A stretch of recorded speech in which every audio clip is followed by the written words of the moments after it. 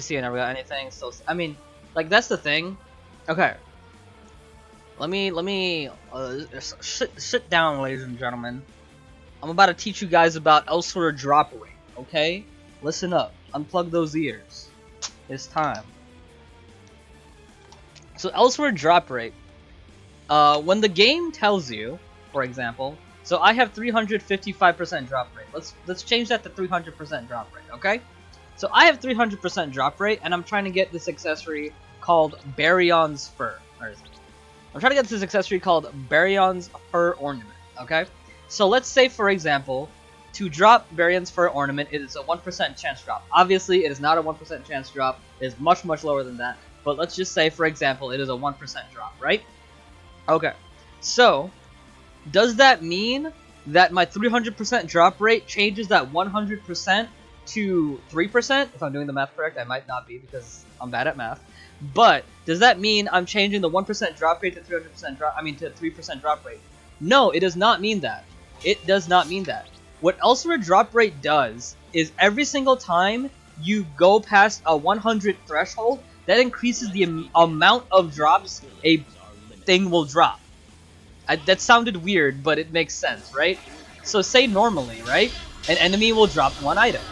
If you have 300% drop rate, that enemy will have more rolls, meaning that they'll drop more items. Well, it's rolls. I'm saying it wrong. They have more rolls. So normally an enemy will have like, let's say the enemy has 3 rolls, right?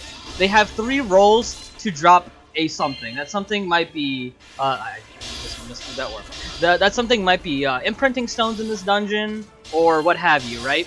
So what drop rate does is it gives you more rolls, meaning that instead of 3 rolls, let's say now you have 9 rolls to drop something, and those rolls a lot of them are like nothing. Sometimes you just get nothing in your rolls. Sometimes you get an accessory. Sometimes you get imprinting stones or what have you. But all the Elsword drop rate does is it gives you more chances to get something, but it does not raw increase just you getting something. Now, this is good and bad for a lot of different reasons, right? It's good because that means that theoretically, right? Theoretically, with more drop rate, I in this dungeon can get like 3 Baryon first, right? Theoretically, in this dungeon, I could get 3 Baryon first because I have that many rolls. But it's also bad in the sense that, like, if you had a raw drop rate increase, then you just have it increased, like, you just have that much of increased chance of getting it. It is still an increased chance of getting the item, but not in the way that you would think. You know, drop rate still increases the drop rate of the item, in a figurative sense, but in a literal sense, it does not increase the drop rate of an item. There you go. That's some Elsword factoids for y'all. I have no clue what's going on. That's also why, so another way that it's good, are for items that, like, drop at almost 100% rate. So, like, barrier fragments. If you notice when you're grinding for barrier fragments with drop rate, your barrier fragments absolutely soar in the sky because, you're getting so many more of those rolls. So you're just getting so much more. Yeah, it's not really math, it's just kind of like logical understanding. Yeah. The best way I like to think about it, the easiest way I think about it is, it's not a raw percentage increase, it just gives you more chances to get it.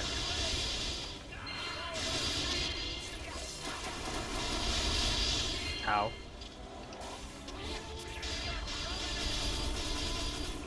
Another good example, probably the best example, is Rosso Raid. So when Rosso Raid has double drop like it does now, that doesn't increase the FOJ drop to, like, from 1% to 2%. It gives you 2 drops. That's, it's very simple. You get 2 drops from Rosso Raid right now during double drop. That's not an increased drop rate. That's 2 rolls. It is interesting though. It's not like the first thing you think of when you think of drop rate now. Man, I got swept.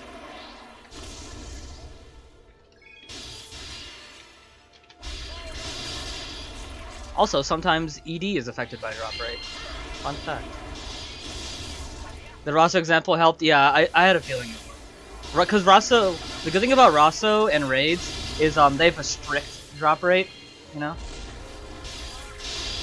You know, it is, Rosso raid is the essence of rolls. Nothing will ever change, like, the chance you get, the chance that you get each of those items.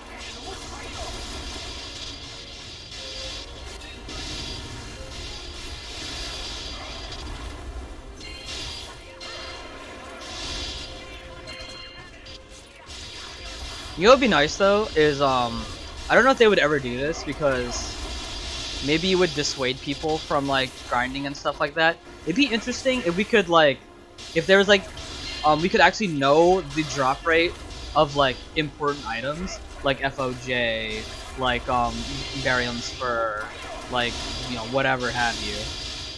I don't know if that would like actually encourage people or like dissuade people from doing the dungeon, you know? But interesting to think about if they gave us that knowledge. Yeah, that's the thing, like, I think it would be nice, but you gotta think from, like, the perspective of, like, if you tell somebody the drop rate of this accessory is, like, 0.0001, for example, it's like, would people be like, dude, I don't want to grind this. It's 0.001, why would I ever grind this, you know? More knowledge would be nice, though, but you gotta think about that as well. Yeah, he's being difficult this run.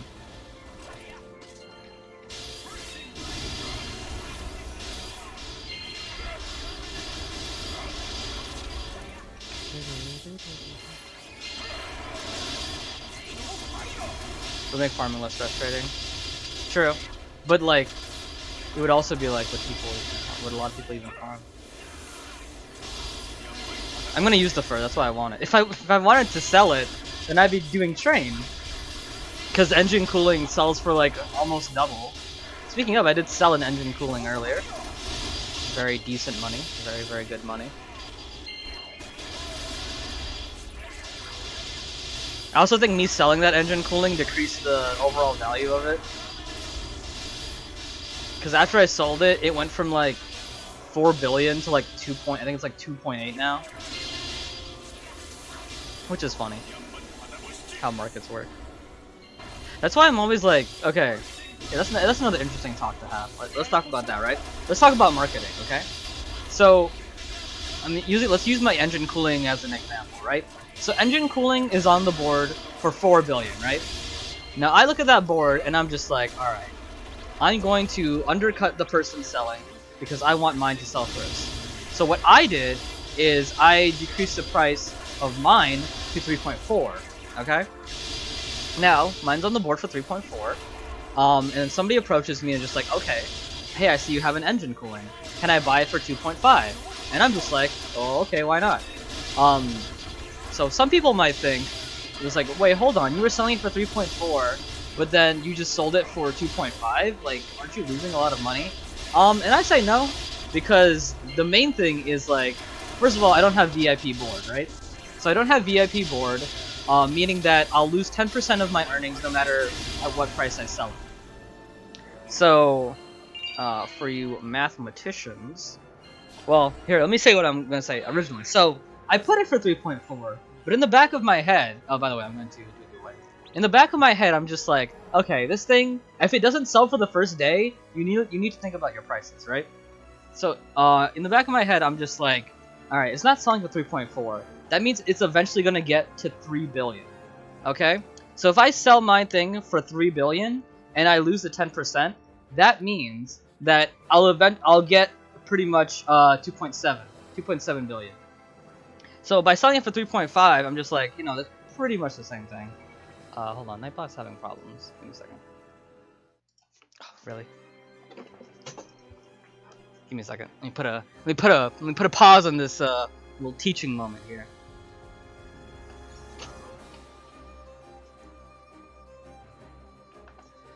Alright,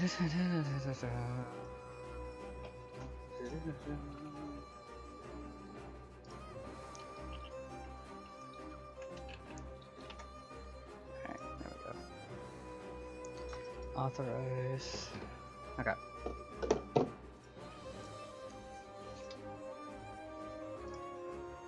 Alright, we'll just make the keyword orange. Let's make it simple. Nice little orange. Okay. So let me keep talking, right? Okay, so there's the word if you guys want to put it in. So pretty much, right? So essentially the value of the item originally was 4 billion, but I only sold it for 2.5 billion. But here's the thing, right? That person who is still selling on the board for 4 billion, you know, after all was said and done, I have 2.5 billion ED, and they still just have their item. You know, they haven't sold it yet, so they have no earnings yet. You know, I have earnings for the item I sold essentially, and they have nothing. And in my mind, that's worth more, because if you don't sell it at the high price, that means you're gonna have to keep decreasing it, because if I don't decrease it, that other person's gonna decrease it. And as that other person decreases it, then I have to decrease it too to stay competitive, you know? So it's like this little fight, right? So it starts at 4 billion, but then I changed it to 3.4, and you keep going. It's like, okay, maybe that guy changes it to like 3.2, and then I keep going and I change it to 3.0, and then that person keeps going and then changes it to 2.9. Eventually you keep going and going and going until it gets sold. But so in my mind, I'm just like, okay, let me sell it now. Let me sell it like as fast as I can, so I get something before the price decreases so low because of my competition with this other person. And that's what you have to think about too as you're selling stuff, especially like high cost items. Like when you sell something, right? It's like two things. You either want to be the cheapest, or you want to sell like the biggest amount. So if it's like a lot of items, like let's say you're selling Glacium, right? A full stack is a lot more than like 3, right?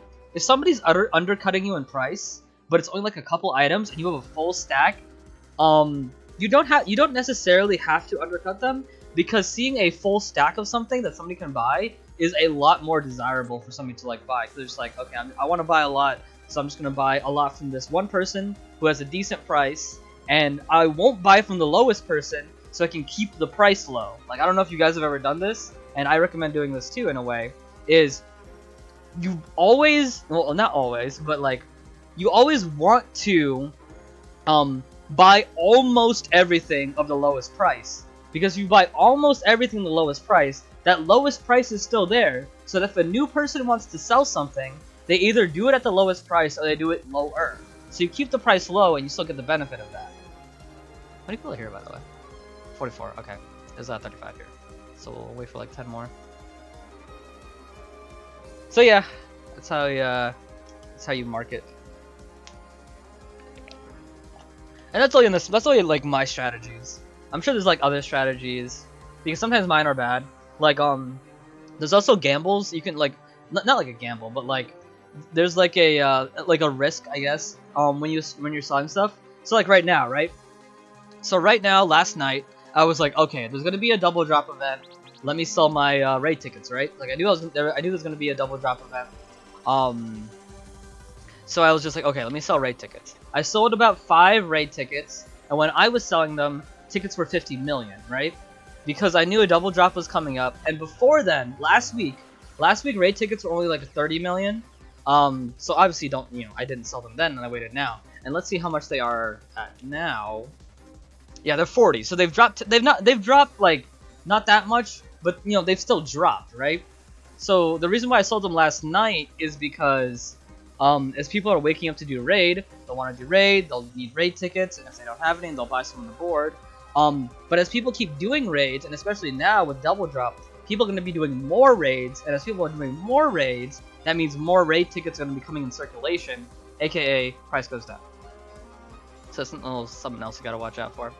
Alright, is that everybody? Is that everybody?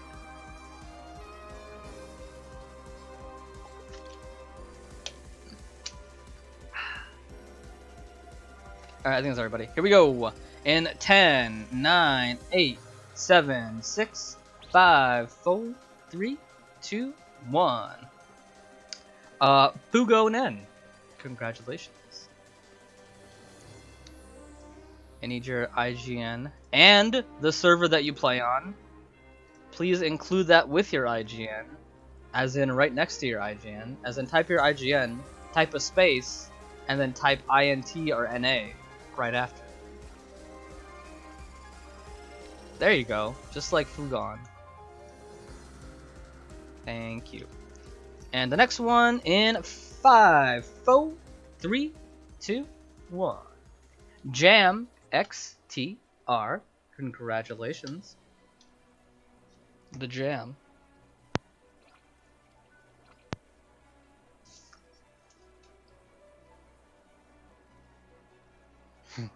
This is non-rigged. Yeah.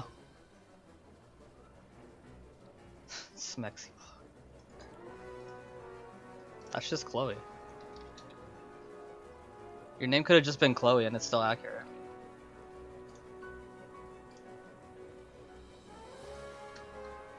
Right. Alright, let's keep going. Still have field buff. Let's get Gates buff. Alright, what's another topic to talk about? Let me think. With my endless determination, I will burn everything.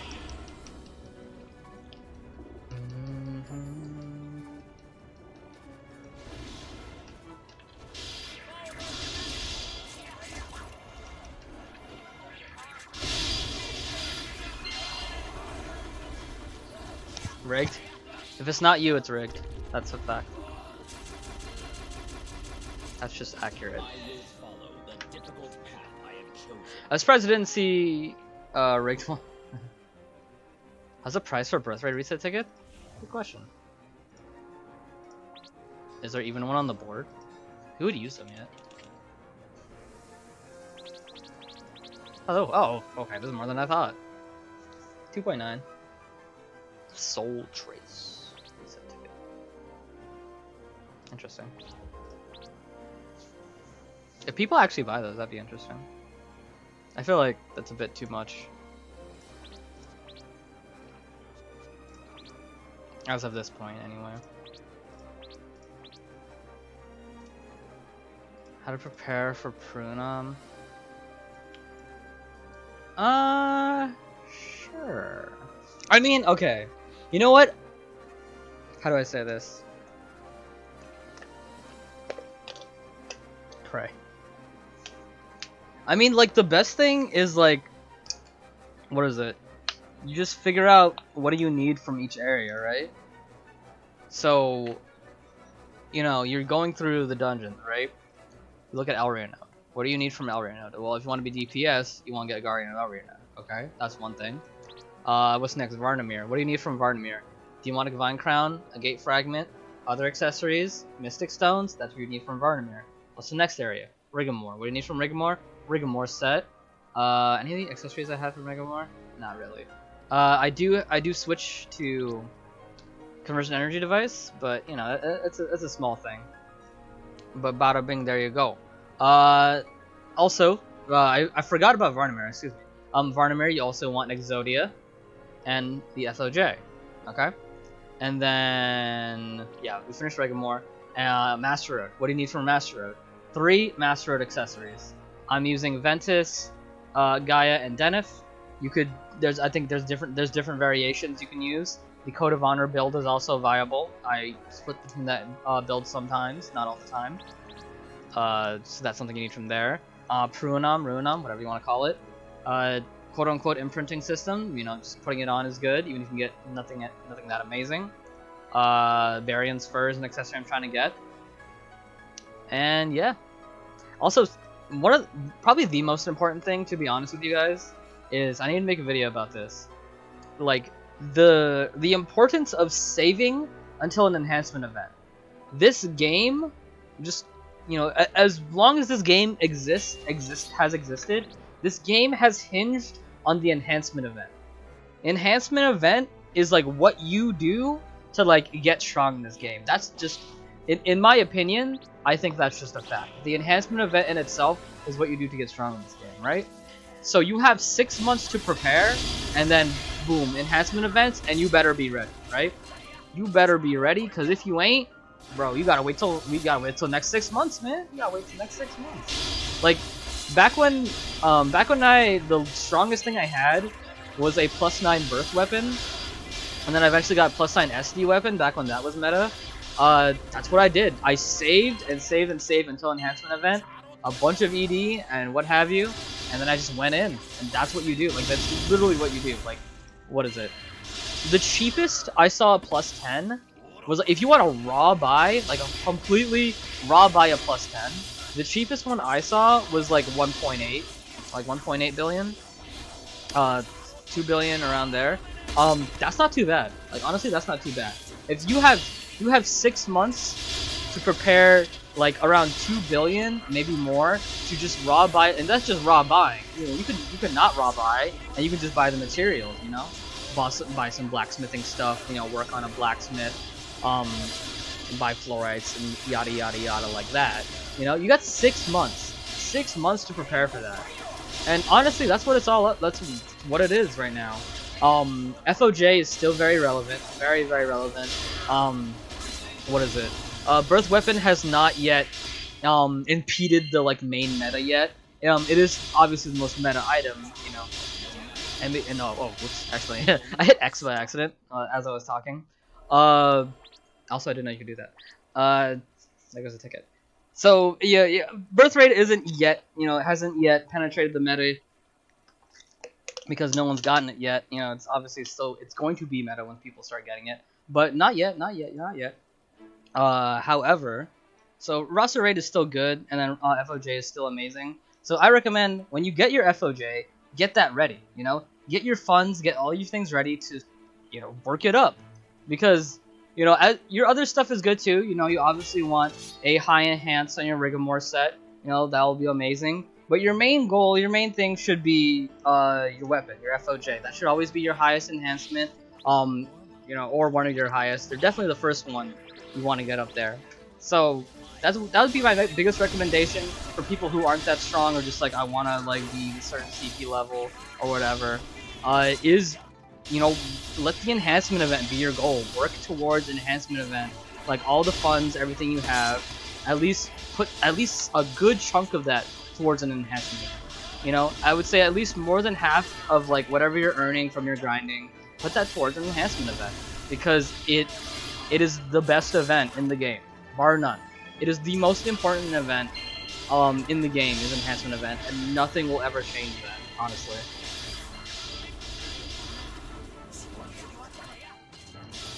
Void bank share, I actually do agree with that. I'm a big proponent of old meta should be easy to get. It should be very, very easy to get by even the most casual people, because, you know, old meta is old meta, you know? People, you know, if it becomes, people aren't using it that much, and it becomes irrelevant, they're just like, okay, this isn't strong enough, we gotta move on, the new weapon is like really good. Once the new weapon is used by a consistent amount, like a good number of people, then I think the old meta can like be like very easy to get. An example of that being the void weapon, you know?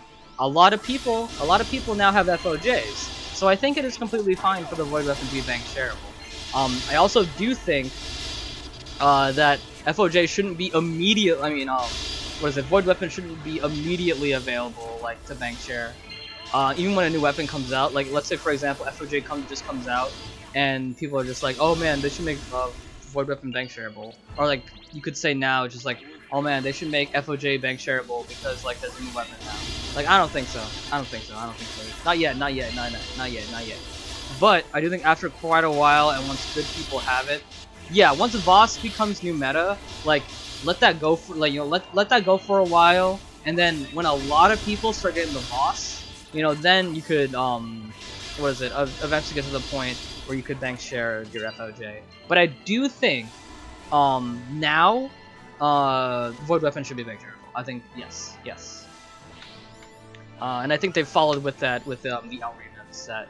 I guess you could say, in a way. Oh man, I thought it was up here. Okay. I guess you could say that what is it? I'm trying to gather my thoughts.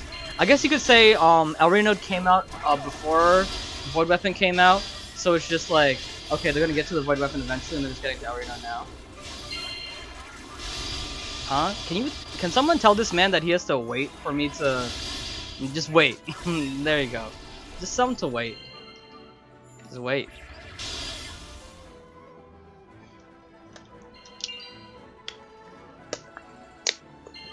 Thank you. Giveaways will come. Be patient, friends. So yeah, that's what I would say. That's what I would say for someone who's trying to get strong. Is work your funds and try to pull your funds together to eventually at least get a plus 10. At least get a plus 10 FOJ, and or working towards a plus 10 FOJ. Around 2 billion is what you need to save, and you have until I would say early 2021. Not early, like early-ish. Maybe like May, March, around then, you know, winter.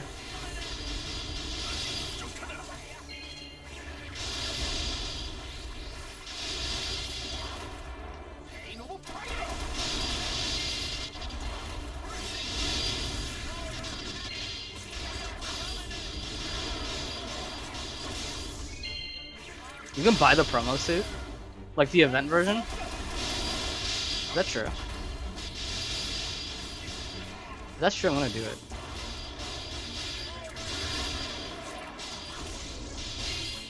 What about Black Friday? That's a good one too. Black Friday is a bit of a risk because you don't necessarily know what's gonna be sold during Black Friday. But I'd say enhancement event is more important because you do have that consistency.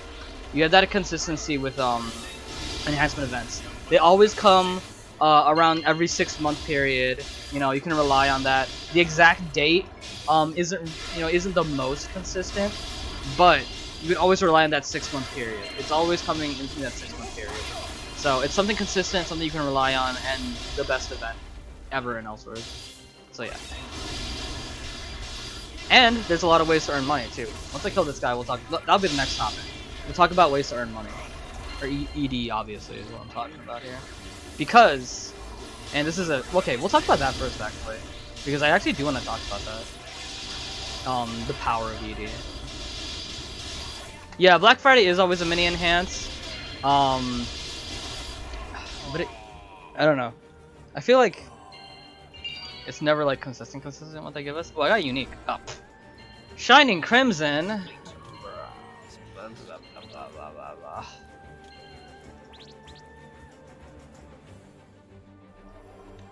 Can you actually buy the thing? Someone said that in chat earlier. Harmonal Festival. I said Harpity.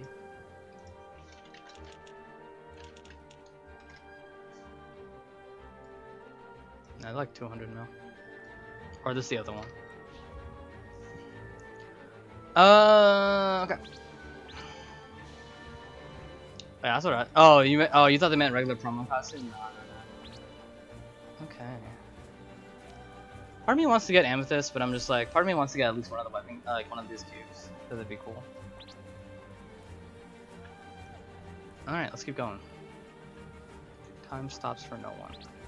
Alright, so something I wanted to talk about is the power of ED, right? So it's interesting. What do you think of the Harmony robes looks-wise? Looks cool. Can you look at it here? You probably can.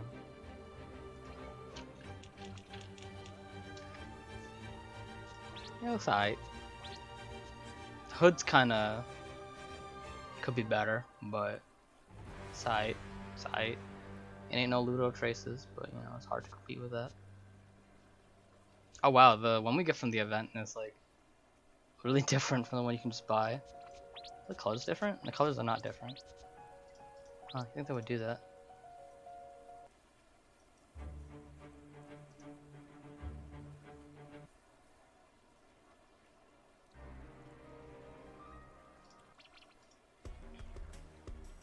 The event one is the look is cool though.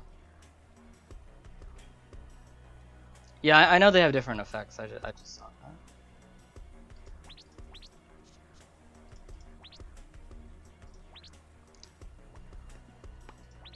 How many tickets do I have, by the way? I have 43.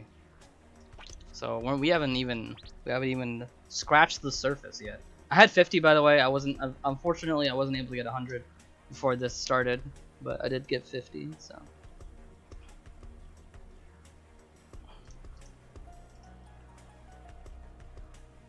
Oh yeah, okay. So that's an interesting concept, right? Okay. So when you think about it, right? So let's think about coralite seeds. A lot of people, obviously, you need coralite seeds to keep your reforges up on your Rigmore set, right? But coralite seeds have a problem where 5% are like super rare. So obviously people turn to the 10%, which is ones you can only get from the KC shop. But you can obviously also buy them from players instead of from the board. So the normal price for people doing that stuff, people usually sell IBs, for example, for about 25 mil, right? So people will sell IBs, for example, for 25 mil. Coralite seeds is the same price, same Kaching price. It's 100 Kaching. However, people don't sell coralite seeds at the same price that they sell iceberg at. They sell them at like around 16 mil, 16, 17, maybe sometimes you get lucky, you get a 15. But it's interesting then, like why would people cut the price down so much? Like that's a pretty big price difference. So like, you know, 16 million compared to like 25 million, even though they're the same priced items, you know? Because, and it's interesting because I feel like that shows how powerful ED is, because people are willing to cut the price of an item that is similarly priced to something else, because I'm sure the main reason is people want some like quick ED. You know, that's a very nice way to get quick ED. But the fact that it is consistently like 16 mil and stuff like that, while ice burners are consistently around like 20, 25 and things like that. You know, the fact that ED is so important to people that, you know, they want to have a good amount, that they're willing to essentially rip themselves off, I guess you could say, in a way. You know, I think it's just really cool, because the big thing is ED is accessible to everybody, you know? Everybody can get ED, you know? There's different ways and varying success with them, obviously. But there's a lot of different ways to get ED.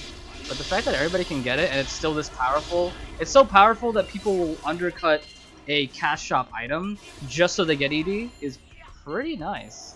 It's pretty nice for free-to-play players and people who, you know, just have a hard, you know, just have a hard time getting some of these items. The fact that they can just get an in-game currency they can just grind for, and then just get a lot of these cool items like that. It's really cool. Now, how do you get ED? That's the question, right? Alright. Now, I want to know, how do you guys get your ED? What do you guys do? What do you guys grind? Also, I didn't change my title.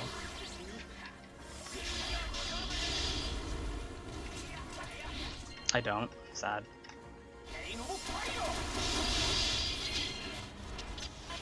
I'm broke.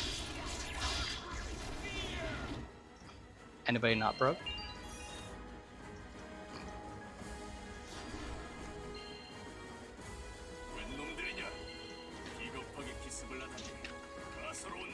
Story quests. Okay, yeah, some people do that story quest thing. They make a lot of new characters. Story quest transfer to ED. That's one way. Elsword Story, Glacium, get greedy. True. Scraps and RNG. Okay. Also viable. 그럼 Definitely trying to jump, but he will not run.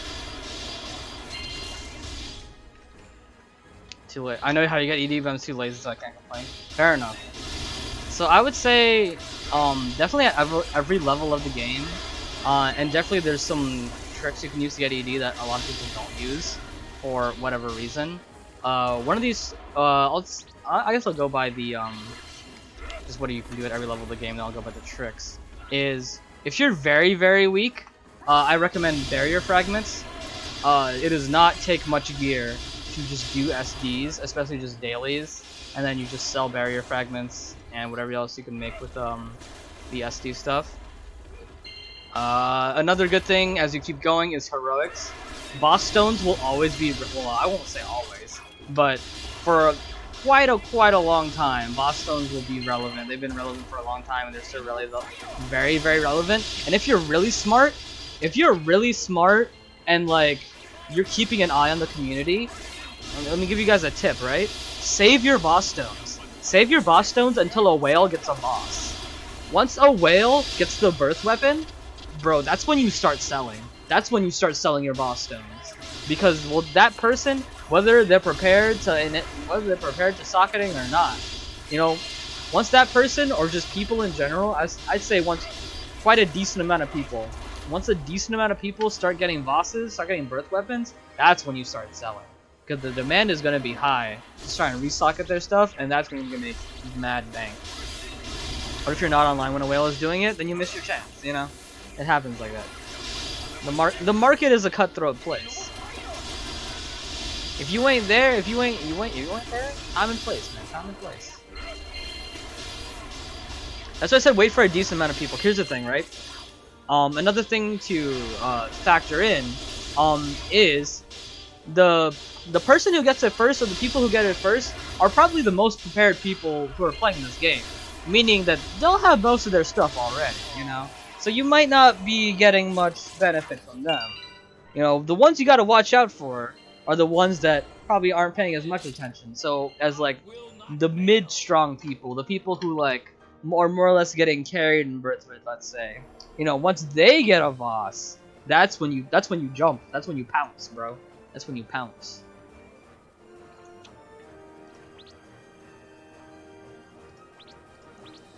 Anybody doing train?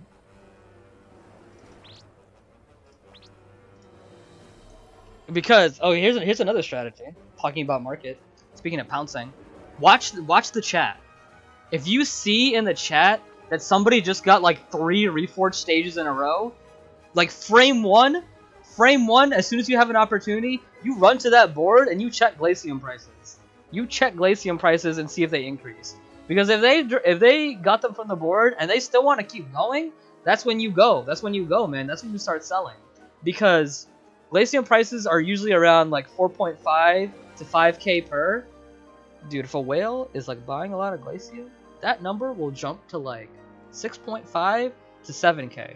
And that's a lot more ED. You know? So you can either sell your Glacium whenever you want and get a decent amount, or you can get a lot more if you just wait. Reforge sucks. Reforge sucks! It may suck. However, you can turn that around into something that's good for you, because if you're grinding Glacium and you're waiting for that person to be like, man, I hate Reforge, I hate waiting for Amethyst dailies, I'm just gonna use Glacium. And so they just buy a bunch of Glacium and they try to Reforge. That's when you go, that's when you pounce. That's when you pounce. No one's train.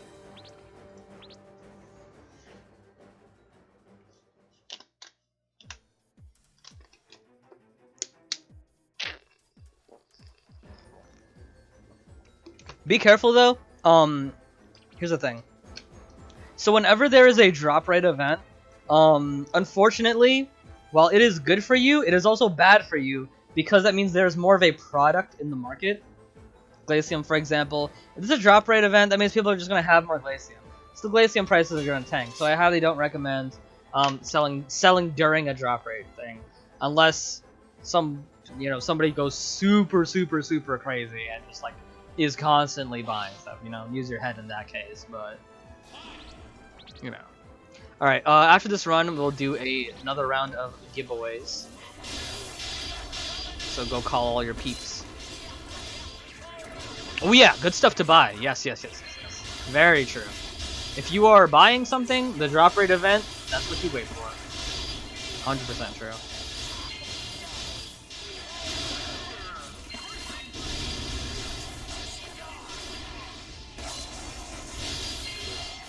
Should not have done Giga because now the boss is coming up. Yep. I am bad at the video. I apologize.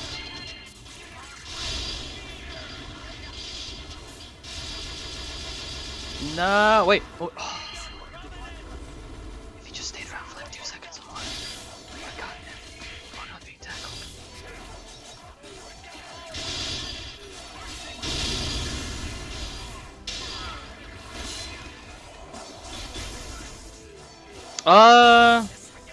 No, I haven't got a fur yet. I'm trying to get a fur. That's why I'm doing this dungeon. Engine cooling. Let me think. Let me look how many titles I have. Let me look at my title now. So I'm at 82 now. I would say less than 50 runs. Cause me and my friend were just grinding train last drop event. Just just to do train because train's cool. So yeah, we were just doing that and I happened to get engine cooling. I was streaming it as well. So I'd say around 50. And I also got another engine cooling recently, just doing dailies. Like that was crazy. So there you go. Yep, he's very lucky. Very, very lucky. At the same time though, I'm not getting any furs. I've definitely done more of these, I feel. Let me look. Yeah, look, I've done 100 for Soul Sanctuary, and I have 82 for Happy Train Ride, or Train to Capital.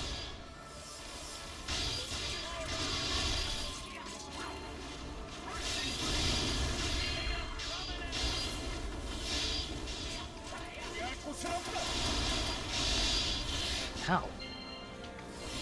Alright guys, here's a question for y'all, right? For those who have done, okay, even if you haven't done actually, you can still say. What's your favorite Brunom dungeon, or do you have a favorite?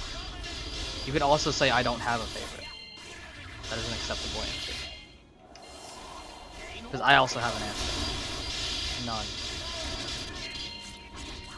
Glacial? Really? Glacial Land? Did not expect that. Why Glacial Land? I'm very curious. Train? Alright. Good man, good man. Give up after trying 15-2. It's okay.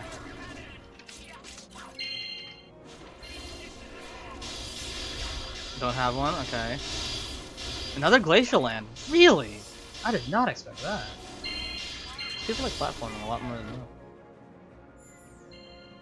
Okay. Okay. So you guys keep answering as I'm doing this boss. For the people who say Glacial Land, what class do you play? Because that, I feel like, maybe plays a role. That's some consistency there. The one with the platform. Anemos, BL, Flabby. Alright. All you double jumping classes. It's all revealed. I figured it out. We've cracked the case. There we go. We found it, chat. This is an open and shut case. We found the people with the double jumps.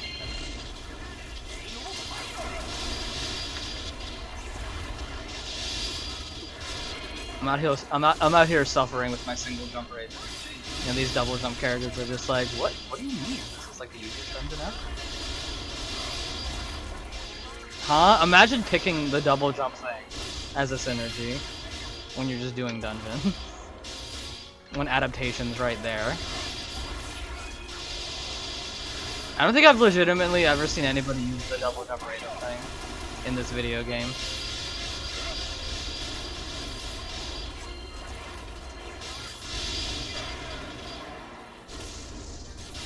Double Jump Raven is a bit cursed though. Like the animation. It's a little bit cursed. Cause Raven's like the most human. You know, Masad are Masad, you know? Just seeing like a guy just double jump in this game, it's weird. Unless it's an Elboy too. I feel like Elboy has the most cursed animation. It's funny though. Man, I can't believe I did that. Didn't switch title though. Oh, FB is the most human-like character, yeah. Yeah, I said Elboy also looks weird. I did say Elboy also looks weird. Man, that's an interesting dude. You're talking about FB and stuff like that. I mean, one day I'm gonna make a video talking about like all three different Ravens in terms of like their stories, because it's such a unique and dynamic thing that I feel like a lot of people don't know about. Because they never go into it, but it's such an interesting thing. Oh, man, I wish there was an arc in the story. Oh no, I'm gonna just. Get my face melted. Okay. There needs to be an arc in the story where like they either go to like an alternate dimension or something happens where like either like the story switches to the different classes or like maybe the different classes meet each other or just something, because like I don't know. The fact that there are like one class's thing in the story is fine, but like it'd be really cool. Oh, come on, it wasn't unique, but it was imprint. Alright, let's do another giveaway. Let's see. It's gonna be nothing yet. Sad face. Still haven't gotten it yet. Don't forget the sad face.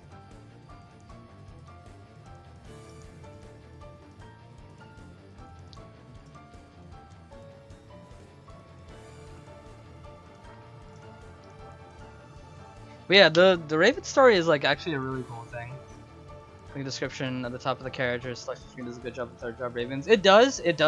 Also, if you guys can find it, you know, you can find it on Elwiki and things like that. On the official Elsword website, when third jobs were first coming out, they gave like a little spiel of each of the characters describing them, and like all their stories are actually really, really interesting, and especially like the duality between Rage Hearts and FB is such an interesting thing that I think a lot of people don't know about, but it's such a cool story beat because it like it touches on like the ideas of like humanity, like who we are as people and things like that.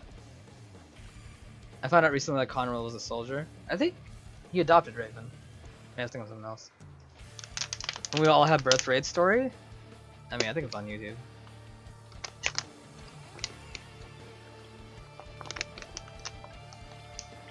But yeah, a lot of people don't know, like, what was it, the Raven story? Well, no, that's the thing. No. You're actually completely wrong, Decamonte. Because FP doesn't accept the arm. He hates it. He absolutely hates and despises it. But that's such an interesting thing, because if you pay attention to, like, FB and, like, what he does, he hates it so much that he becomes such a robot, like, emotionally, that all he cares about is swordsmanship. That's an interesting thing. Wait, where can we find the story? Ah, man, you have to... The way I found it is I had to Google search, like, Elsword third job, like, phase 1 or something, and it will pop up the old event page for it, and you have all these, like, descriptions of all these characters. Dude, I'll, like, pop it up. Okay, okay, you guys can see the word. Let me see if I can find it pretty quick.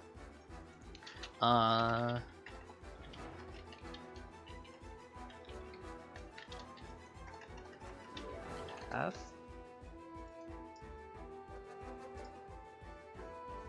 Here we go. So this is path 3. This is path 3. Actually, let me find path 1. Yeah, let me find path 1 and 2. Because Nova's actually a really cool thing, but you know, Nova's cool thing is that like he contradicts the other two. But it's also really important. Okay. So here we go. So here we got FB, right? So, FB, a job class that leaves his Nasad body parts behind to reach new heights as a human swordsman, slashing enemies with the utmost speed. Raven has chosen the path of swordsmanship, reached the limit. Yada yada yada. Keep going. Raven wants to be a boy again. If I regain my full body, perhaps I'll be able to bring my sword to another level. He's very obsessed with the sword and things like that. But the interesting one is Rage Hearts, right? Such an interesting one. Raven finds that the more he tries to control the violent energy with his arm, the more energy runs wild. Perhaps it's because he still does not accept the arm as an actual part of his body that was forcibly put upon him. As Raven looks down and stares through the Nasad arm, he comes to a decision. It's time I focus my strength in utilizing what has been a part of me instead of rejecting its power. As he finally accepts his Nasad arm, the wild energy coming from the arm begins to calm. His source of torment is now a source of strength, and there's nothing that can stand in his path. So, ironically enough, as it turns out, Rage Hearts is actually the one that accepts his arm. FB still hates it, absolutely hates it, and Rage Hearts has come to a point where he's just like, okay, I keep trying to stop this from working. If you guys didn't know, back in Overtaker, so Overtaker wanted to limit the power of the arm, and it didn't work. That's part of the story. is that it literally didn't work, and it became worse. And then as it became Rage Hearts, he tried to suppress the anger and suppress the arm, and it didn't work again, and it didn't work so much that the arm it changed from like a mechanical arm to like a mutated arm. Like what? Like what's going on here? And like, you know, that turns into another thing, right? Because this is something in the story they haven't done yet, and I really hope they get to it in the story, is the idea of like, bro, who made Raven's Nasad arm? Who did that project? Because that was not Adrian. Like, every single Nasad that Adrian made, that's, like, no, they're completely different Nasads. 100%. Raven's Nasad arm is so different from everything else because it's dynamic. It doesn't really have a consciousness like the other ones do, but at the same time it does. It more like adapts with Raven or forces him to adapt. What website am I looking at? That's the Elsword official site. I thought it was in the Nasad King. Yeah, Raven's arm is not a normal Nasad. That ain't Adrian. Like, bro, you look at the copyright on that stuff, you look at the patent, that ain't Adrian. I feel like that's not Adrian. And I feel like an interesting thing they can do in the story is if he was actually a demon engineer that actually made the Nasad arm and made that whole project to capture humans and turn them essentially into soldiers or maybe something like that.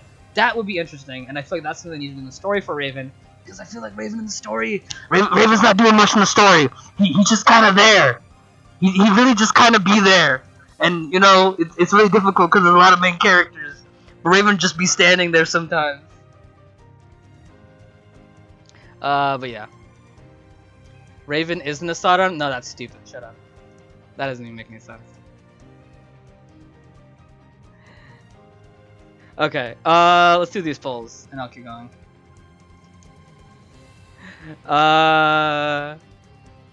Here we go. In 10, 9, 8, 7, 6, 5, 4, 3, 2, 1. Elsword, congratulations. You have won 500 KC. I just need your IGN and the server that you play on.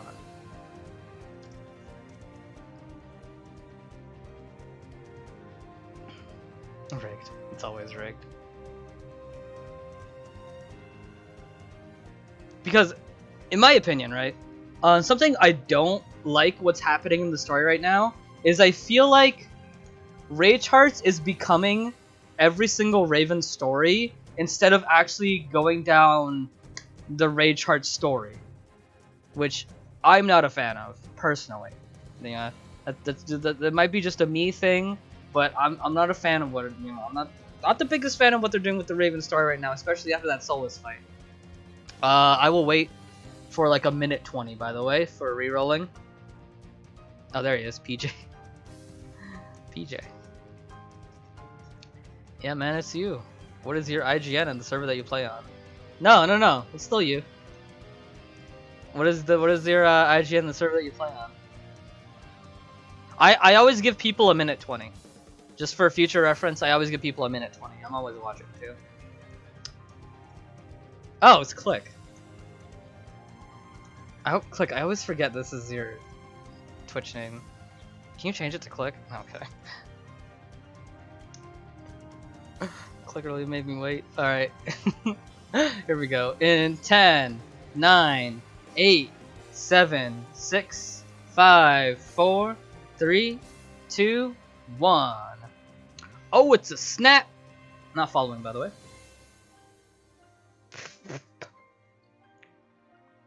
Oh, snap. Sorry. Alright. So let's keep talking, right? Let's keep talking. Real quick. We're gonna go back to the dungeons in a second, but I need to show this to you guys.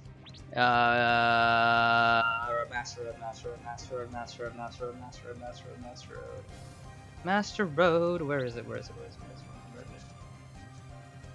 Is it? I was Titan's Grotto. Nope. Stop it, Rose. Master Road. Which was Master Road? I'm looking for Solus's face. That's not it.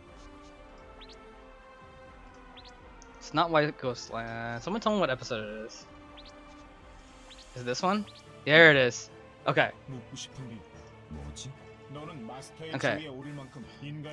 Was speculating how so Raven reveals that Solus is a half Nasad because that's the only way he could be alive for this long. And Solus is like, yeah, bro, I'm half Nasad.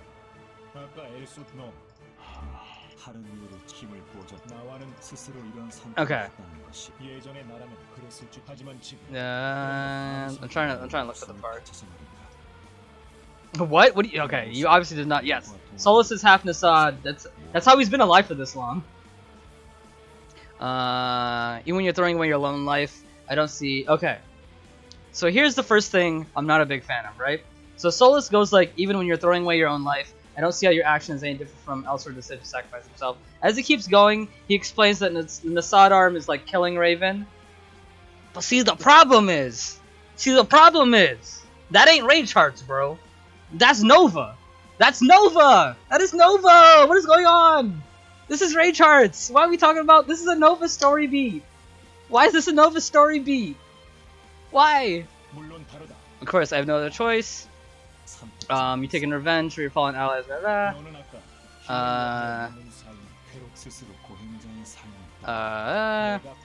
It's what I want. So okay. So he keeps going. When I was under the control area, what? Yeah. Okay, so he's saying like he wants to give his life for his friends, you know, his allies back then that he wants to fight for, and then Solus mentions it's something else. Your actions mean nothing to the dead, etc., etc. I'm waiting for a specific line from Solus. Okay. So Solus goes like, you only consider those you sacrifice your lives for as your ally. So he's implying that Raven only considers those people from the past, those people from Velder, as like, you know, before base Raven and all that. He's saying that like, you don't even realize it. Have you ever thought about how your conviction will affect the Elsword party? He's essentially implying that Raven doesn't consider the Elsword party his friends, his allies, right? He's heavily implying that Nova doesn't. I mean, Rage Hearts doesn't consider his friends, the Elsword party as his allies, as his friends, etc., etc., right? However, that is an FB story beat. That is an FB story beat. He is so obsessed with his sword that he doesn't care about anybody else. Like, he's literally focused on that. That's all he cares about. That's why he doesn't care about his friend. That one's a bit more implying, you know, than the Rage Heart story, than the Nova story. I understand that. You know, that's a bit more me implying things.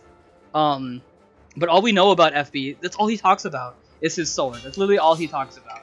He was like, if I was human again, you know, all I care about is my sword. So, wait, did Snap ever come?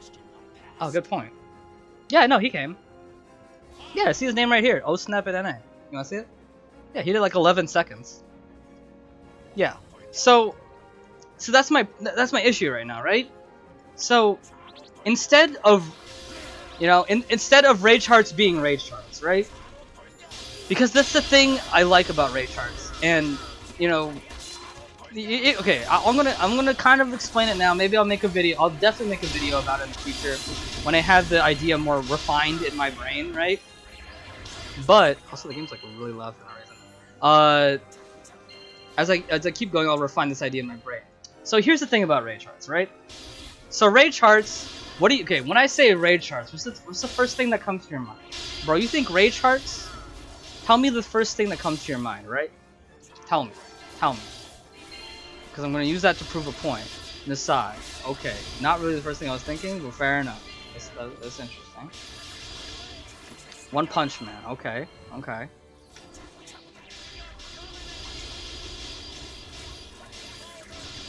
Oh, fix getting this guy.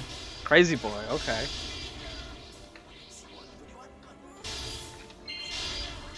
Pain and punches. Okay.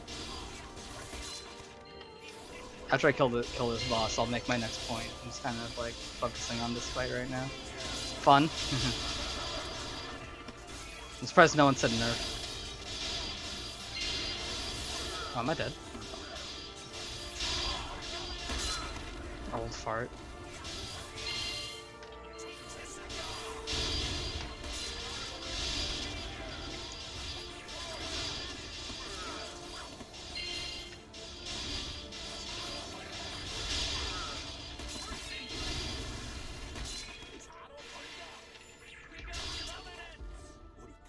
He's almost 30. I was 30 an old fart. Okay. So here's the thing, right? So Rage Hearts, you think him as Angry Boy, right? You know, some people said that crazy, angry stuff like that. But that's the thing, right? Okay. So the thing with Raven, and the thing with the Nasada Arm and Rage Hearts, right? And I'm gonna get into a little bit more like fan theory territory, but a lot of this has like I can prove this in some way, but if you don't accept what I'm saying, or if you're just like, oh, you're just pulling this out of your butt, you know what? Okay, whatever. I'm just gonna say what I'm gonna say. Okay, so here's the thing, right? So Raven's story is kind of like I guess it's definitely like the path, all the paths he could definitely walk, and they all make sense, right?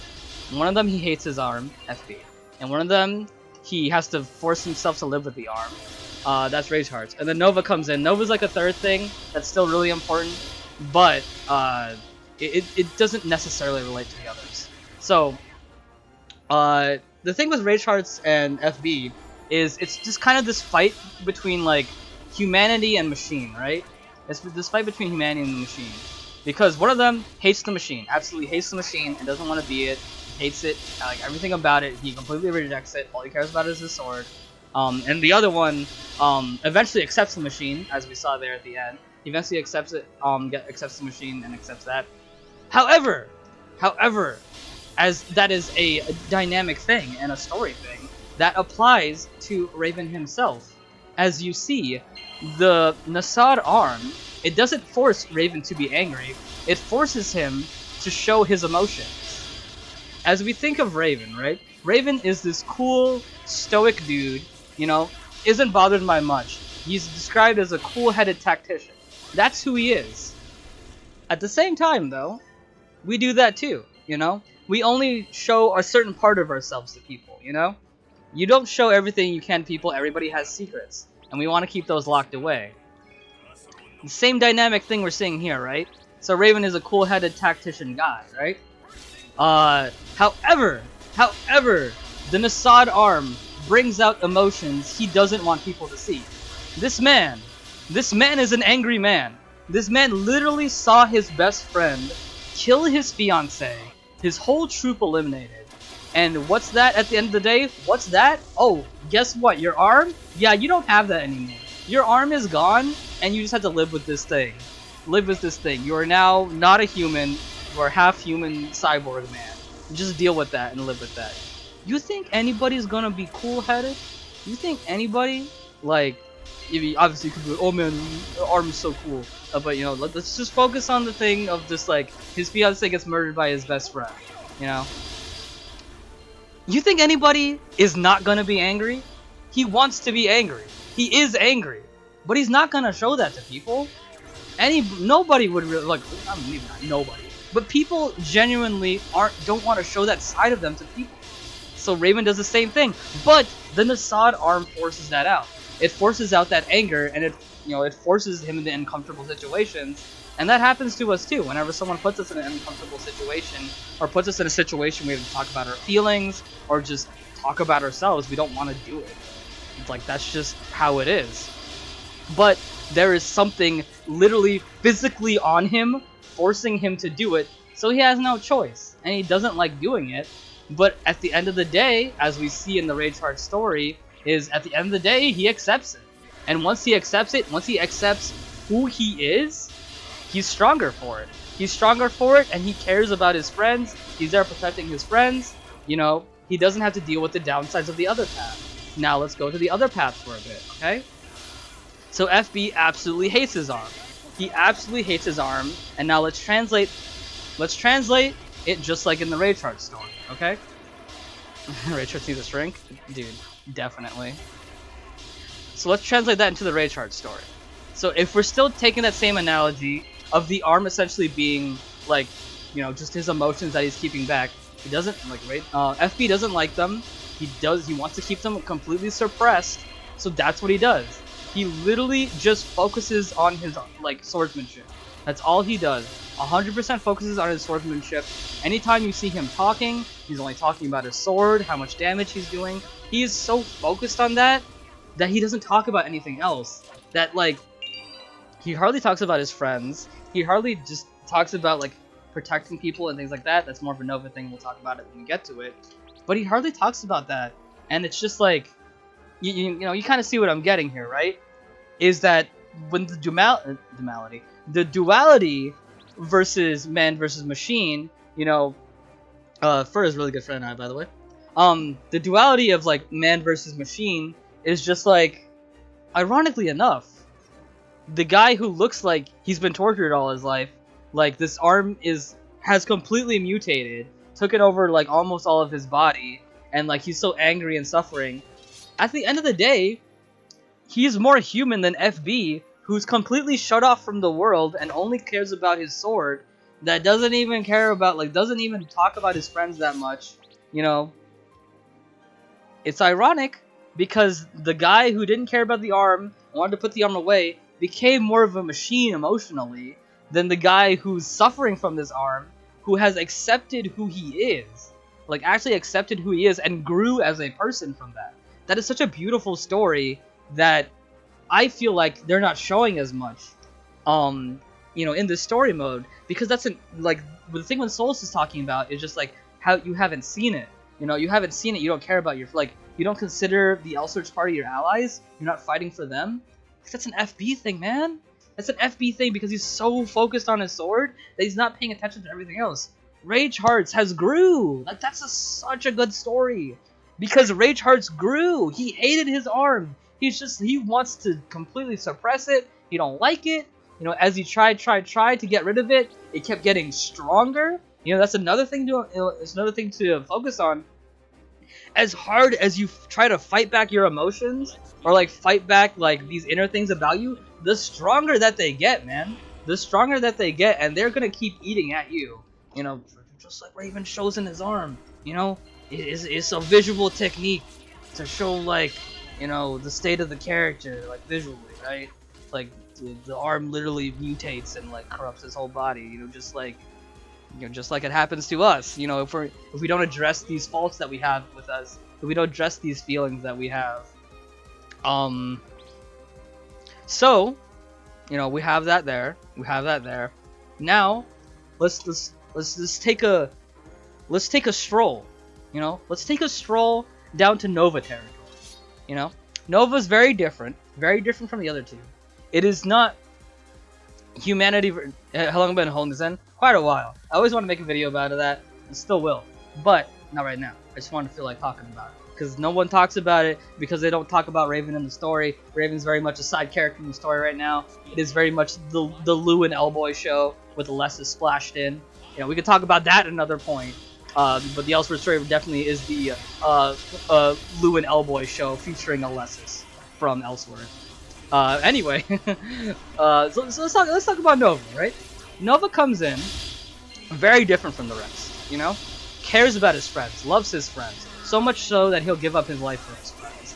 And he's not bothered by his arm either. He modifies the arm just like Overtaker. However, he does it in a different way.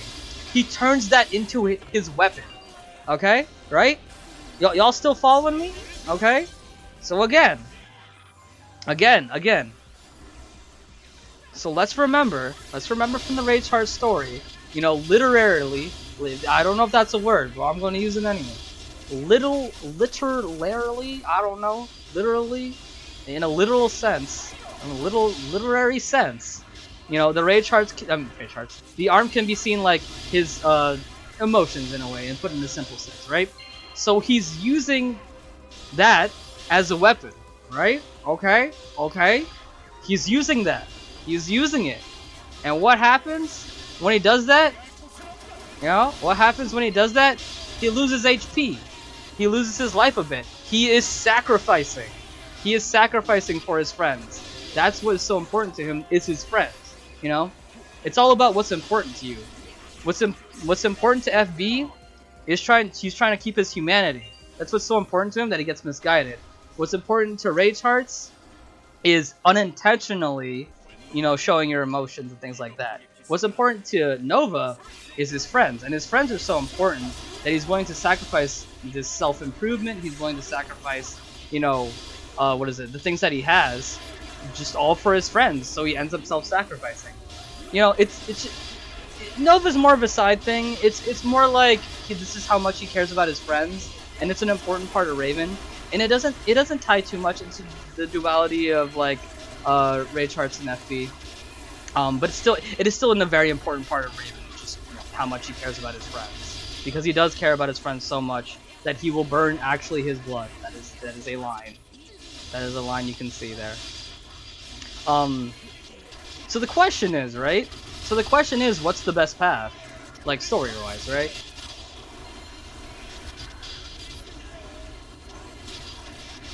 So, and I think unintentionally, right? Unintentionally, they like, or maybe unintentionally, maybe intentionally. You never know. Unintentionally, I feel like they picked the most logical path, because it makes the most sense for the Rage Hearts path to be that, in the sense of like what I was telling you guys. Because Raven's thing is all about redemption. I say, and I. So Raven, okay, let me explain, right? So Raven's thing is all about redemption, right? Raven's thing is all about redemption. Rage Hearts gets that redemption in a way. Nova is, unfortunately, he's cool. I love Nova. Unfortunately, Nova is stuck on this almost infinite path. There's always going to be people to protect. There's always going to be people you want to help. And he's putting out his most. He's putting out the most that he can. He's literally putting his life, literal life, on the line to help his friends, you know? It's a good path, but it's not the best path to Raven, you know? FB, on the other hand, he wants to be a human and things like that. Unfortunately, that takes a toll on him, where he loses his actual humanity, in the sense that he's very much seems like a machine. He's very much obsessed with that goal so much that he doesn't even act normal, right? Then we got Rage Hearts, right? Rage Hearts suffers in the beginning. He suffers so hard. I mean, he suffers really hard for a long time, but he has to deal with his problems. He's literally forced to deal with his problems, ends up accepting it, and now he's Rage Hearts, the strongest of the whole path so far, and he's in a spot where he cares about his friends. He can protect his friends. He's not dying like Nova. Like, Nova's actually dying, you know, using his actual blood for damage. You know, Rage Hearts isn't dying. He's just using the tools that he has to help the people he cares about. So, honestly, Rage Hearts is in the best spot because he has that advantage of accepting the arm, but not sacrificing himself. Which, again, I don't like in the story, because they heavily imply that the arm is killing him. Where it's like, I feel like this is not the story that the job path wants to tell. And there's always a disparity between the, I keep using, what is it? Giga, before the boss appears. Yeah, so, okay. So, yeah, really quick to talk about third paths. When third paths were conceived, the idea with the third paths is they give something up for damage, right? They give something up, or they succumb to something to get more damage, right? So essentially, L-Boy turns to the Dark L, and I think that has to do with Conwell, I'm not sure. What is it? What's the other one? What is it? Metamorphy gives up her time, essentially. You know, the concept of time and all that stuff. What is it? MPX does the same thing, gives up his time. Nova gives up his HP, his life. I think Twilight, all Twilight does is just get a new weapon. So it's either that, they either give something up for power, or they get something new, like a new weapon. And it just kind of goes in between that. Diabla kind of gives up her sanity. That whole like the Lucille third path, they give up their sanity. Yeah, MP becomes time. Well, MP has his own problems. Yeah, the problem with MP. See, I should smart. I should only goes forward. Remember this, guys. With time travel, always go forward, never go back. Because Ad went back, and that man turned into a boy. Like, that's the best thing I can tell you. And he still didn't save his mom. So, remember, when it comes to time travel, never go back. Never go backward. Always go forward. Always go forward.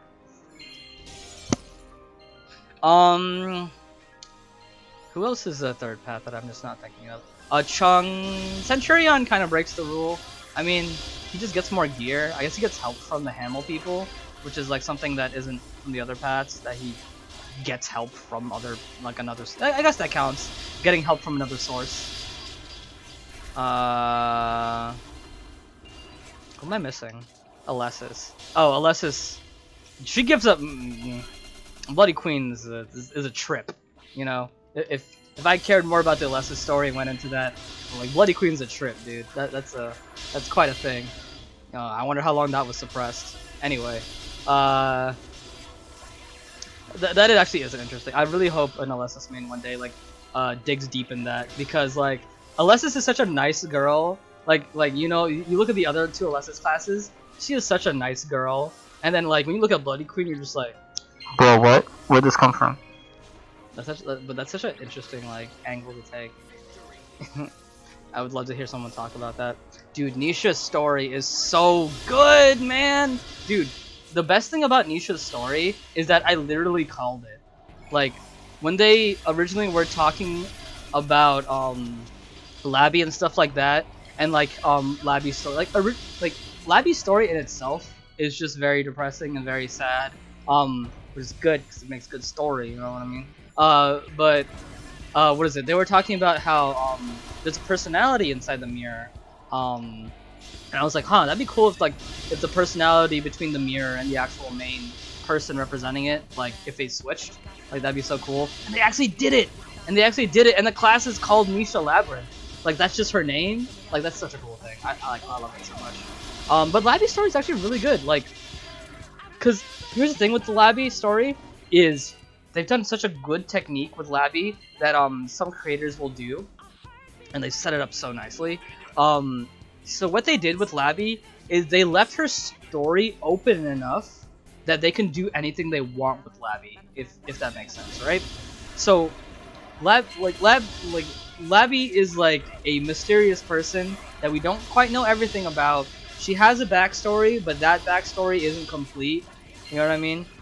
Like we know things about her, like we know she lost her like best friend, and like we know that like there's certain things we know about her. Like the thing with Nisha, right? So the reason why Labby is actually so happy and so like she looks like a little bit too happy is because Nisha has all the negative emotions. That's why Nisha looks very depressed and very sad, you know, very emotional. It's not Nisha's fault, you know. Nisha just has all these negative emotions. So that's why she's gonna be like that, look like that. Is Labby a human? It is unknown. It is very unknown. She has demon qualities about her. So different characters suspect she's some kind of demon or something like that, or at least tied to some demon in some way. So again, it's open to be like, okay, who could this be? But now here's the question, right? Here's the question in the story. What was Labby's original personality? Who was the original person? Because that is something the classes, the Labby classes haven't done yet. In every single Labby class, she is always separated from Nisha. Labby and Nisha are always separated. We still don't know who the original person is. Who is the original person? You know? Who is the original person that has both the happy-go-lucky, positive emotions of Labby, but also has the negative, bad things that Nisha has? Who is that original person? They've left that open in the story to be something, you know? But what is that something, right? I have my own theory. I have a bit of a theory, and I think in terms of gameplay, I just want this to happen because I think it would be a really cool story beat. So what I want to happen, right, is it turns out the original, whoever the original thing is, I have like two little theories about that. It is either a straight up villain or a essentially weapon just used for evil, right? And what I want to happen is there is a raid boss with Labby, the original person, however they do that, and in the final fight, I want them to play the Labby's theme, like Labby's actual theme, that very sad song. I want them to play that theme while we're fighting Labby. That'd be the best thing ever. People would be so sad to do it, but it'd be so good. It would be such a good story thing. We're trying to beat up Labby. It's like, oh, but she's such a nice person. She's so happy-go-lucky. And the theme is playing. Like, let me play the theme right now. Hold on. Elsword, Labby's theme. So good. Just fighting a boss fight to that, and we're so conflicted. Oh man, it's so good. Where is it? Is this it? No, that's not it.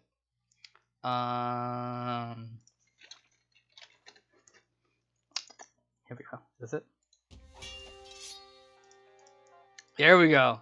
I want us to be fighting a raid boss, a Labby raid boss, and this theme is playing in the background. I want all y'all to cry tears, water. I want to see it. It'll be such a cool story thing.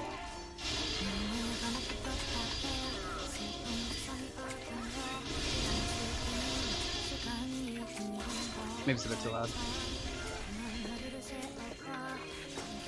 Let's all listen to this. Imagine fighting a raid boss Labby with just this playing in the background. It would be so sad, but so good. Like, so good story-wise. It would be amazing story-wise. Like, oh my goodness, it'd be amazing. I want to see it. Please, please! They've left it so open. Like, we don't know who the original person is. Like, Labby is implied to be in a demon. We're in Demon Town right now. We're still in Demon World. Please! Just this theme playing while you're beating up a raid boss, like trying to beat the boss, and it's also like really sad because you know who Labby is, and Labby's such like a, Labby is either a very nice person who is happy and cheerful, kind of a jerk, ATW is just kind of a jerk but well-meaning, or Nisha, where it's just like, Nisha's really just very sad and you feel bad for her, and she says all these lines that are really sad. Dude, one of the lines Nisha has is something along the lines of, I miss hearing the way she laughed, or something like that. Or I miss hearing her laugh. And it's just like, oh my goodness, Nisha, I'm so sorry. I feel so bad. Oh, okay, yeah, let's stay away from the gameplay aspect. You know, Labby might be the most annoying thing in PvP. You know, let's just focus on the story. Because that's the thing, right? Have we ever had like a conflicting boss fight where like we don't want to beat the person, you know what I mean? Like Rosso comes close, right? But it's more like we don't quite know who he is, at least in the story I don't think. It's like, is that Rosso? It's like, I'm pretty sure that's Rosso. We should go and say Rosso. But like we, you know what I mean? Like we didn't know Rosso before, you know what I mean? Like we didn't know necessarily who Rosso was, but we know who Labby is, right? Like we know exactly who Labby is. We've been to Labby for how like let's say this raid appears in like 2 years or something like that, right? Like we know who Labby is. You know, Labby's happy-go-lucky. You know, she's a good girl. You know, I heard a lot of people being like, protect Labby, things like that when she first came out. People still say that. And then imagine you have to fight her. You have to actually fight her. That'd be such a good story, dude. With this theme playing in the background, this sad song talking about her story, that'd be so good! Please! Please!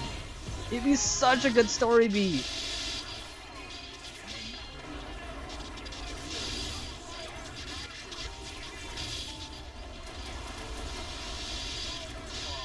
Alright. It also put somebody else in the spotlight in the story, because something else I alluded to before is that the story right now is very much the Lou and Elboy show featuring Alessis. because it makes sense. They're in the demon realm, so it focuses on Lou, Hellboy's main character, so a lot of plot points have to be important around him. And then Alessis is like the next L lady, so that's why it's very important for her right now. It's very much the Lou show right now, because it's still in Demon Realm. We're finding the demon. What are they called? Demon gods? The 4 demon gods, something like that, right?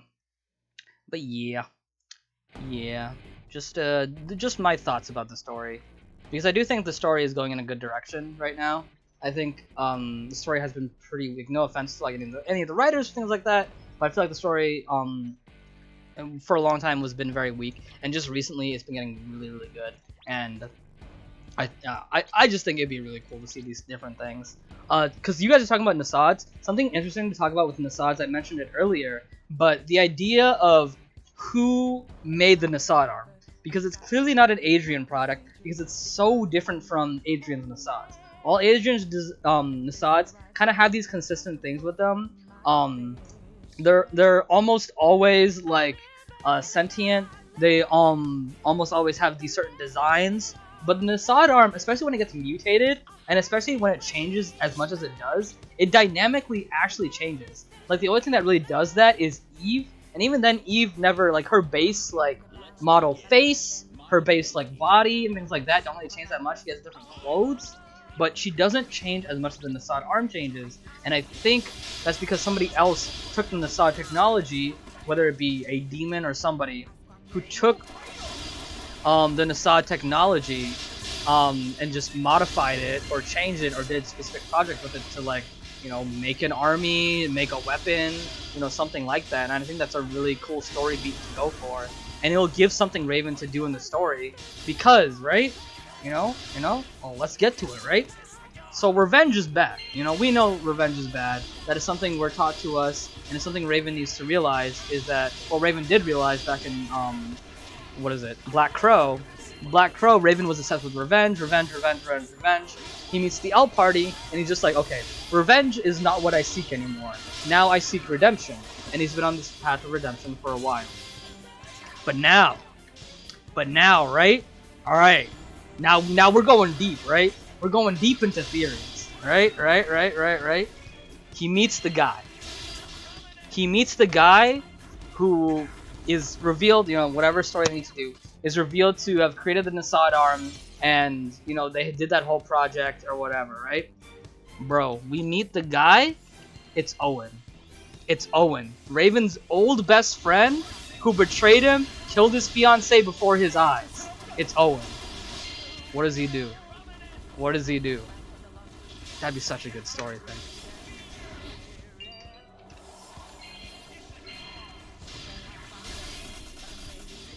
Because, again, before, all he cared about was revenge. Getting back on people. But then, he was just like, okay, instead of revenge, I want redemption. So what's he gonna do? Wait, but why? You know, I'm getting very much into very much into a theory, like, saying that it's Owen. Like, yo, it's super theory stuff. Just because we don't know where Owen is. Wait, but why? Because, what does he do in that instance? He's a man that changed from revenge to redemption. He sees Owen there. What does he do? Does he instantly try to kill him? Or what? You know? I don't know. Oh, dude, FB frame 1 kills Owen. Frame 0, he kills Owen. But Ray Charles is different. You know? Ray Charles, you know, he's a little bit different. He's come to it.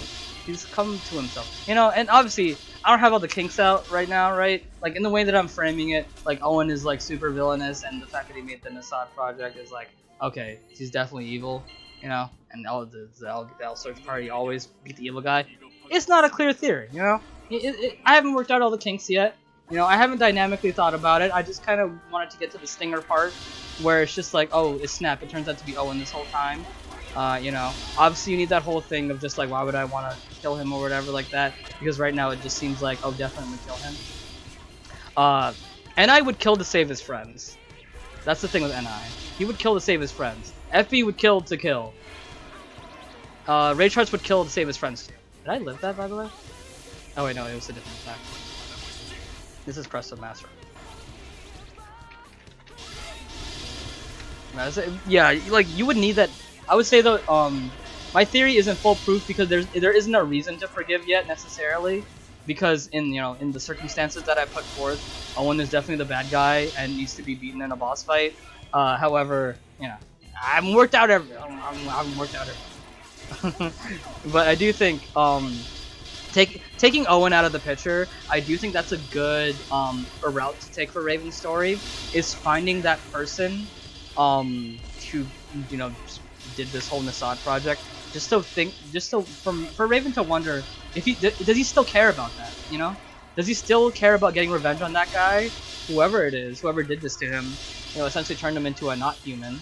Does he still care about that, or is he just more like, this is just how I am now,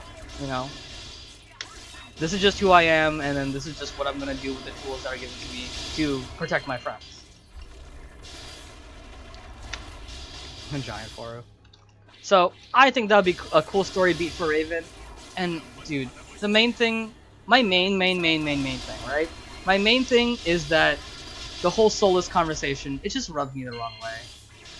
Because in my eyes at least, that's not Ray Charts. That's some weird concoction between FB and Nova, the two classes that aren't Ray Charts. It's like, oh, he's sacrificing himself and his body for his friends. Bro, that's Nova's story. Oh, he doesn't care about his friends. He doesn't consider the Elsword party as allies. Bro, that's FB's story. Like, I don't know. Ray Charts tells such a beautiful story of, like, accepting yourself for who you are and things like that. And they're not telling it. And it's so sad. It's so sad that they're not telling it. I don't know. And I wish they told that just so more people would know about it.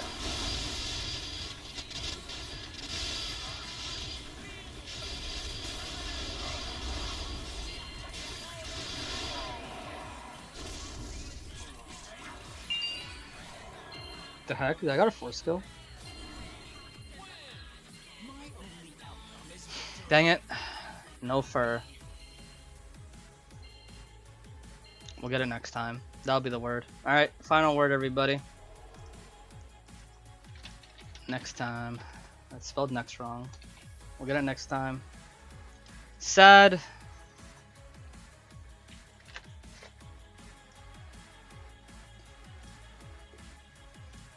Who runs Kobo?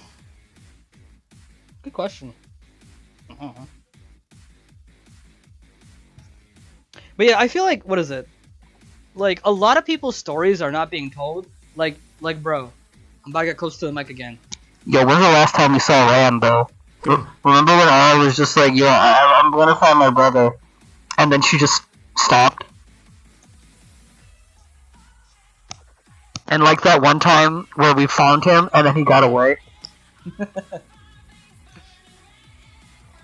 I mean, they directly said Ebelon's evil, I think, in the cutscene.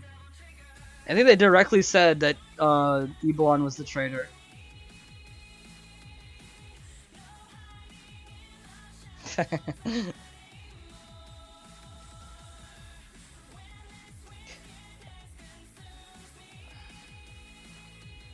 If only every story got the same attention as Labby. I feel like every story does. The game just doesn't show it.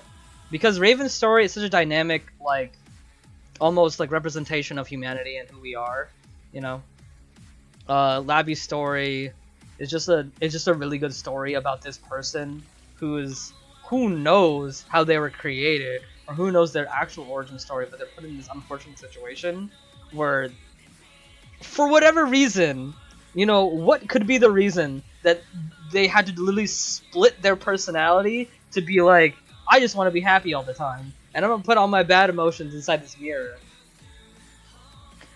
Who knows what happened to be able to create that? Coping? Yeah, you could see that. You could say that. That's a decent beat. I just don't know that much about the Labby story, I just know about the initial things and then a little bit about Nisha.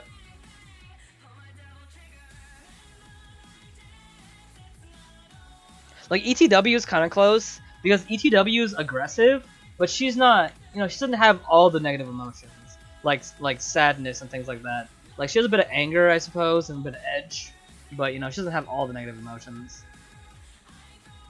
She also doesn't like Nisha, I think. Is that implied? That she doesn't like Nisha that much? You know, that could be an interesting thing, is just like you hate negative emotions and things like that. But it kind of makes you a jerk. And then who else too? Like, I feel like a lot of these people's stories are like, I feel like the Lou story is super good too, just because we don't know much about what happened. Like, what was the actual coup that happened?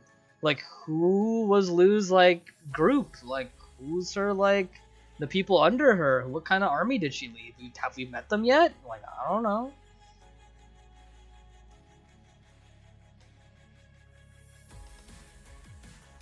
She feels yucky to even touch Nisha and blames Nisha for giving her bad emotions. Yeah, that's an interesting story beat. ETW actually accepts Nisha in third job. Oh yeah, I think I know about that. She's just like, alright, this is yucky, I don't like this, but if I work with you, I'm stronger. Because she's very obsessed about strength, I think. I'm not sure. Dude, Ain too! Like, Ain? Like, they focused on it a little bit, but Ain was literally made to, like, watch Elboy and make sure Elboy does, like, what he's supposed to do. And, like, in 2 of his paths, he almost, like, not rejects the goddess, but, like, kind of goes against the goddess in 2 of his paths. Like, in the first pack, he's, like, a good little boy and listens to the goddess. And then, in the second pack, he's like, hey, you know what? Humans ain't too bad. I'm gonna be a human, too. And it's like, what? You can do that? And it's like, oh, yeah, I guess you can do that. And then, like Hersher, I don't even know what's going on there. Like Hersher, like, turns to the demons, but, like, Haner is, like, even more extra demon. Like, I don't know, there's, like, a difference between demons and Haner. Like, Haner's, like, actual pure evil or something like that, apparently. Because it absolutely corrupts people and things like that. I guess, like, a virus almost. How many people are here? Let's do this poll. 43? Let's do it. In 10, 9, 8, 7, 6, 5, 4, 3, 2, 1. And wasn't made to watch Elsword, he was made to repair the elf before it exploded. Oh, okay. I thought one of his jobs was to watch Elboy, though. The Sleeping Eve. Not following, by the way. Code Himi, NA. Thank you. It's a bit different. Haner and demon stuff are technically different things. Like, Haner is more straight up, like, corrupting and evil, and then demon's more like a different race, I guess. I'm not 100% on that. Next one. Alright, here we go. In 10, 9, 8, 7, 6, 5, 4, 3, 2, 1. Moran. This is not the Eve. Not following stuff. Sad. Congratulations. I'm just kidding. Yeah, demons are a different race that use a different kind of L, I think. I think that's the main thing. And then, yeah, and Haner is, like, legitimate corruption. Like, actual corruption, like, evil stuff. Like, do you see what it did to Henan? Well, that was Dark L, I think. But still. Wait, I mean, no, the Haner infused beasts. Yeah, have y'all seen any of the Haners? Like, real quick. Like, real super quick. Like, if y'all don't remember the first cutscene in Water Dragon Sanctum, we see it happen. Like, watch. Henan's like, he's doing that. Yeah, Henan's doing this stuff. Look, watch. They're infusing their bodies with Haner, and these people just turn into creatures, like actual monsters. Like, that's what Haner does. Like, that's what Haner is. That's what Haner energy is. Like, Skin Splitter was probably a dude. Spatio Reaper, like, probably a dude. Like, probably not this thing. It was just a machine that got corrupted. And then we saw what happens with Henan at the end of the arc. So, yeah, that's what Haner does. So, very different from demonic stuff.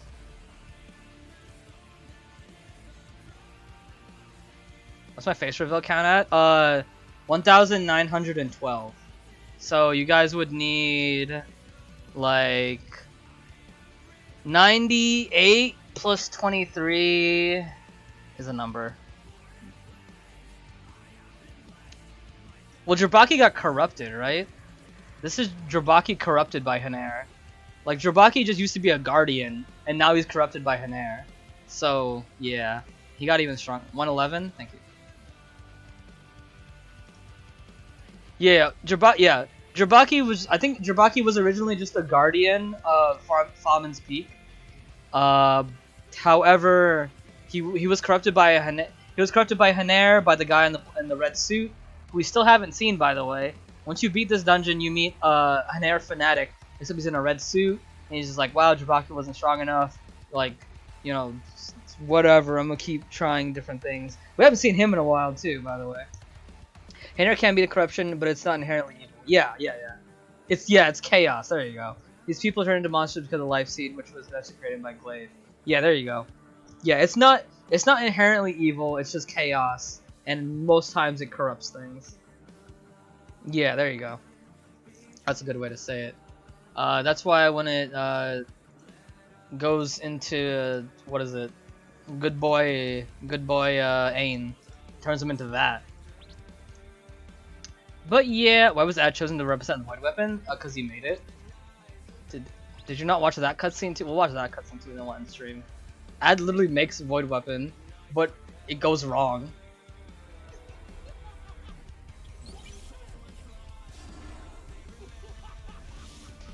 So Ad is trying to make Void Weapon, but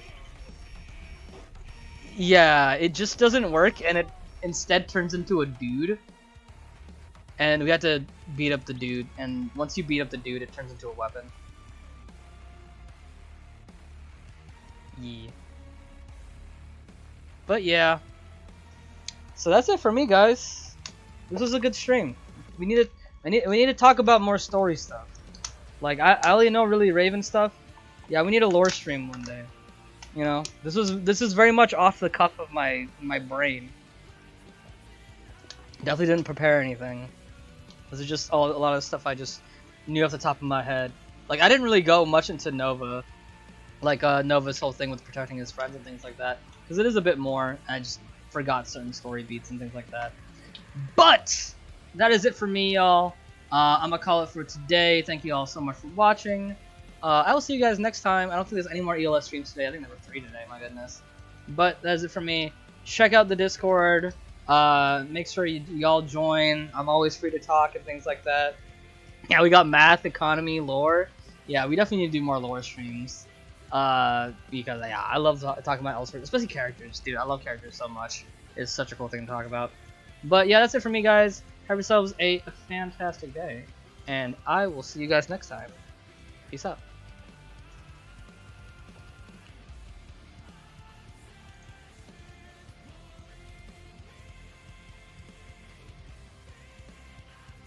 Oh yeah, check out my YouTube as well. I'm posting memes there. I hope you guys like the memes.